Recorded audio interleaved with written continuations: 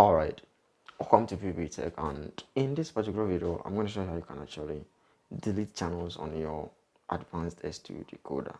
That's the quality combo decoder. So you press menu on your remote, and on the menu page you look for channel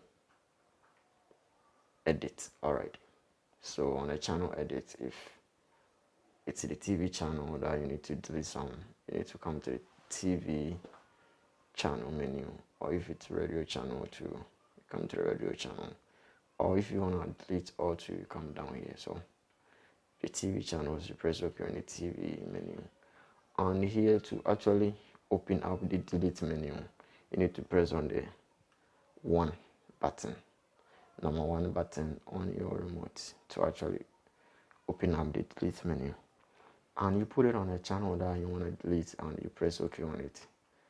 Okay, like this.